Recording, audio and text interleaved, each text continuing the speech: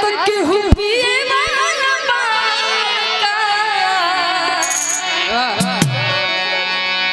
नशे में कौन नहीं है मुझको बता दो जरा। नशा शराब में होता तो नाचती बोतल। लेकिन भाव देखिए हम का कहते नहीं। अब हो बैठल बड़ू आवाज जल्दी कैसे कि मैं तेरी आँखों से बड़ा सुंदर शेर बा गौर फरमाई भाई।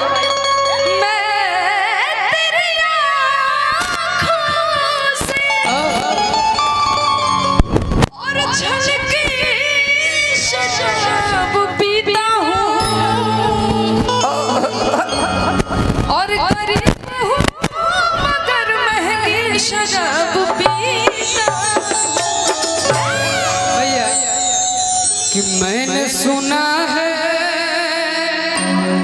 शिवानी कि मैंने सुना है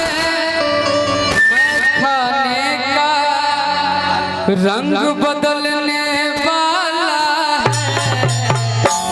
राजन भैया कि बोतल खोल के सामने रख दो, बोतल खोल के सामने रख दो।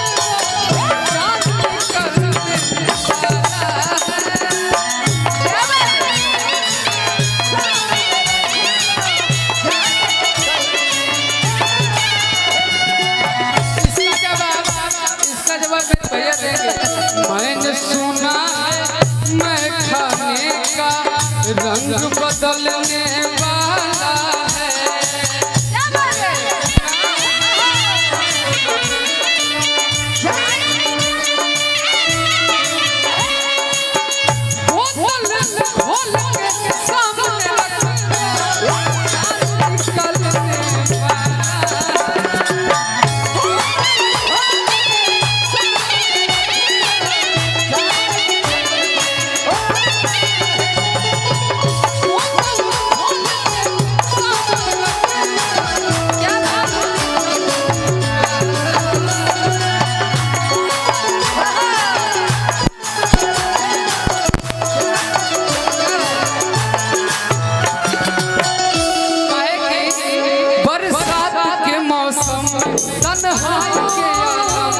मैं घर से निकल आया बोतल भी उठा लाया बरसात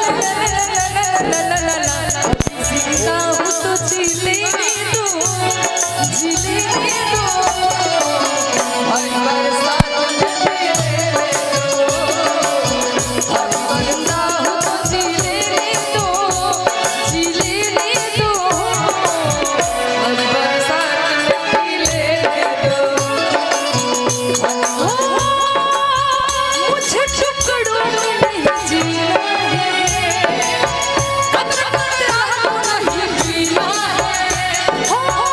मुझे टुकड़ों में नहीं जीना है कतरा नहीं जीना है। आज की शाम कटेगी कैसे मेरी प्यास बुझेगी कैसे। और सारा मैं जाम सी जाम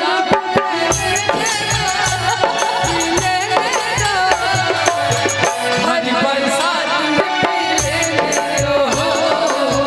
अभी जिंदा हूँ जीने यूट्यूब वाला भाई हरी बरसात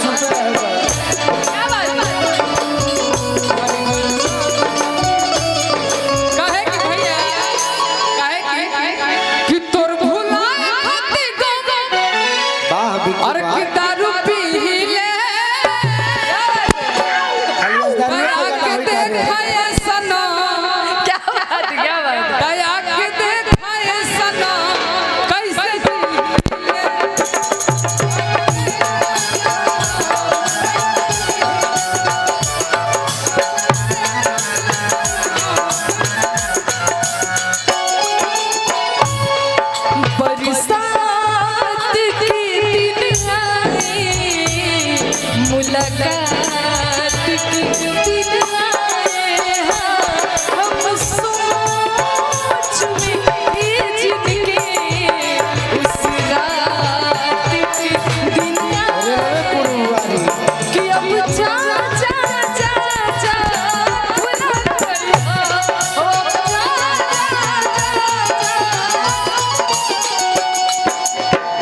मास्टर जी कि तोहरा से साथ जब छूटी सुना सुना का कहती है सुना तो दुनिया पागल लूटी। चले बहन कि हमने की कहत कि ऊ कहत जे तोहसे बहुत प्यार करेला इनको आप करें ऊ कहत जे तोहसे बहुत प्यार करेला जैसे आप इनको करें। अरे बतिया पूछिए ना भाव के पूछो मोहब्बत ज्यादा बन गई है। बहुत मजा होता हमारा बहुत मजा होता है। तुम हर जगह भैया मजा आप कही इन ना मार दो मार दो आप अरे गाइए ना कोई दिक्कत नहीं। बोल दी शेरवाली मैया की हो तो हगा से साथ जब छूटी दुनिया तो हगा से साथ